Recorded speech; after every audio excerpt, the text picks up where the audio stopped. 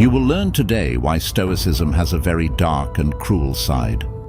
Stoicism is an old philosophy that goes back more than 2,300 years, but the last few years it has become very popular again.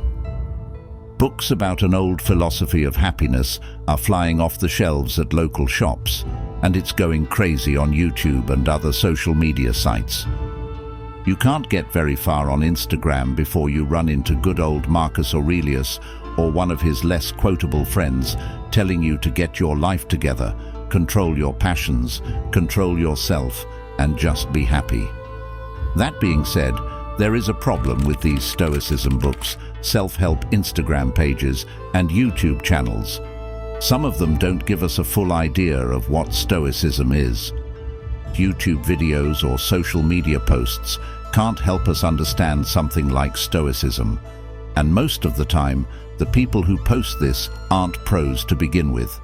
Their limited understanding can only give us one side of a philosophy that is very complicated, very varied, and can look very different based on the philosopher. And there are many places where Stoicism goes against what we think is right and wrong. There are some truly frightening aspects of Stoic teaching that we should not ignore. What I'm about to say is probably not going to be in a self-help book or a blog about daily life. I hope you won't find it there. It's from Seneca's 77th letter to Lucilius. Seneca writes about a person named Tullius Marcellinus in that letter, and it appears that good old Marcellinus has a disease. The disease couldn't be cured, but it lasted a long time and seems to be very bothersome. Seneca then tells us that Marcellinus started to think about committing suicide. Now, Roman culture did not look down on suicide like ours does, so it was common for friends to talk about ways to end your own life. And Marcellinus did the same thing. Suicide is an important decision, which is why Marcellinus gets his friends together to ask for their help. Everyone gives him their 2 cents. Without a doubt, some of them told Marcel to go in any direction he felt led to. They're like friends who tell you to follow your heart. It looks like it's not very helpful. It's possible that other friends tried to talk him out of it by telling him how important he was and how he shouldn't leave the world. Seneca only says that some of his friends told him nice things. Seneca then tells us that a Stoic friend spoke up. Seneca also says that this Stoic friend gives the best advice. This is what that Stoic said. As if you were making a big choice, my dear Marcellinus, he told her, don't let this bother you. Living isn't really that great. All of your animals and slaves do it, but dying honorably, enlightened, and courageously is a great thing. Think about how long you've been doing the same thing they do, having sex, eating, and sleeping, the circle that never ends. Not only the enlightened, brave, or sad, but even the squeamish can feel the desire for death. For what it's worth, I think the Stoic friend means that it's normal for sick people like Marcellinus to want to kill themselves. Anyway, Marcellinus is sure about everything. Without a doubt, he agrees with this line of reasoning. He makes up his mind that he is going to kill himself. He needs help, though, because he's sick and weak. He then turns to his slaves, but they tell him, "No, man, we don't want to kill you. It would not look good." It looks like even his slaves liked him a little. So, the Stoic friend works with the slaves and gets them to agree that they should kill their master. He says that telling their boss not to kill himself is worse than killing him himself. The slaves said, "Okay, we'll kill him if you say so." They basically set up a steam tent in the bedroom with a warm bath. Marcellinus, who hasn't eaten in 3 days, slowly dies in the steam bath while the slaves keep adding warm water and I guess their own tears to the bath. It's a pretty scary sight. Seneca ends by telling Lucilius that this is an example, and that quote has real value for the future. This probably means that we should use this as an example of how to accept death, welcome it, and face it with joy. I also believe this has some good tips about how to deal with death. At first glance, though, suicide seems like a clear moral problem for us. And not just the act itself, but actually pushing someone to jump off that cliff. Someone who is afraid to take his own life to say, "Yep, just do it." That, and we're not talking about a disease that will kill you. Although Marcellinus appeared to be suffering greatly, I suppose he was just sick and could have gotten better. He might have lived. The Stoic thinker says it's not worth it.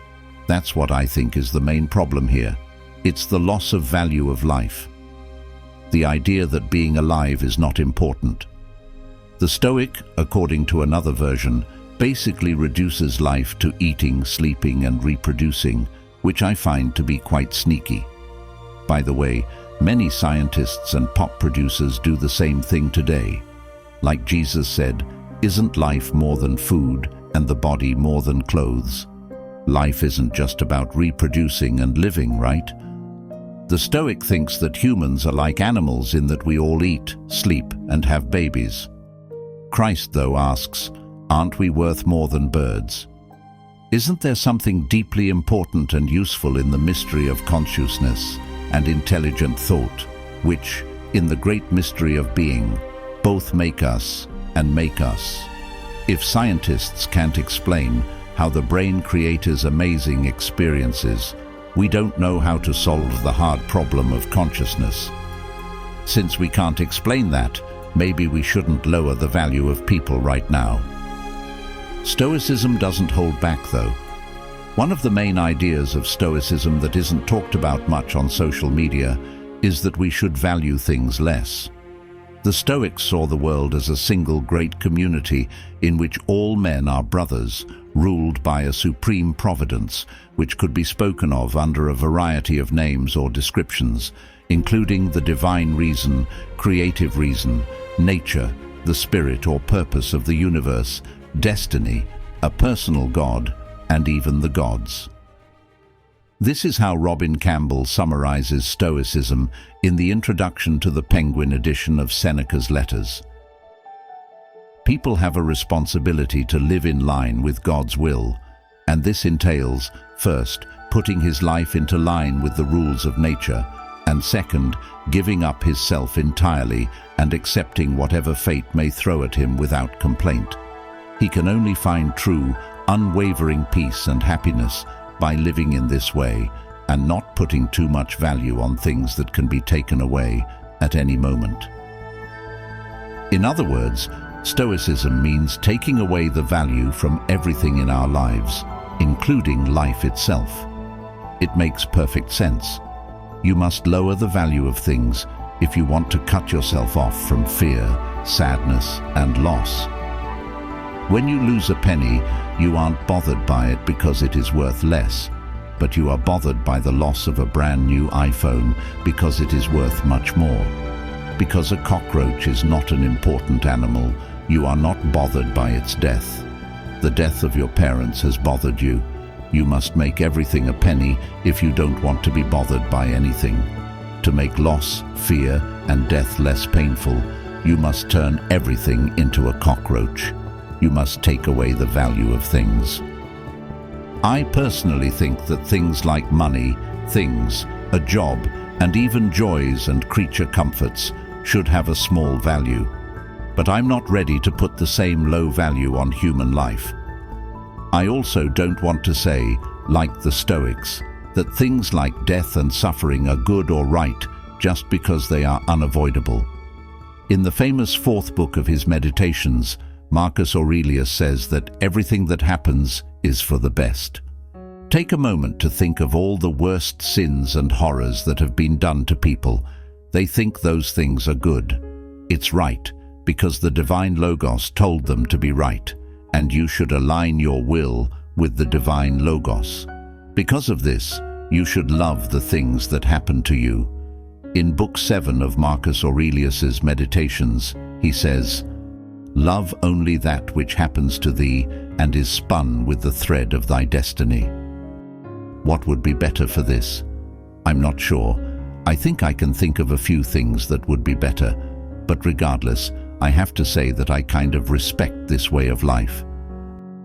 Amor fati means love your fate, or love what has happened to you. Like Nietzsche says, the best times are when things are hard. Things that don't kill you make you better.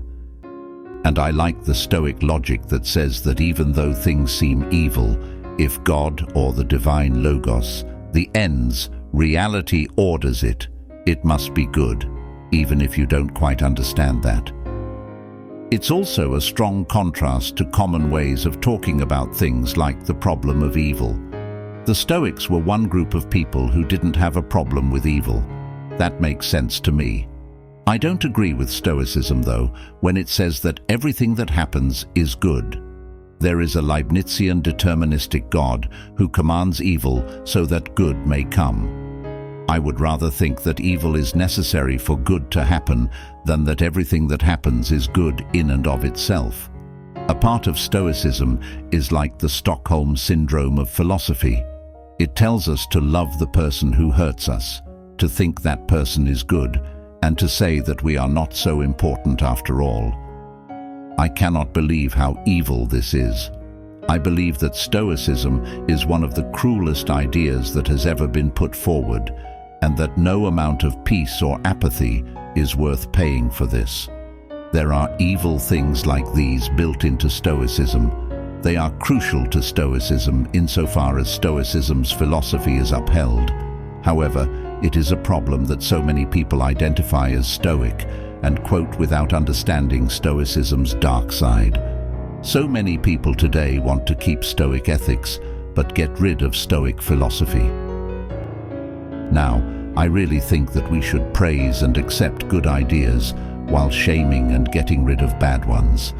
That's why you will often hear me praising Seneca and the others, and I will keep learning from them.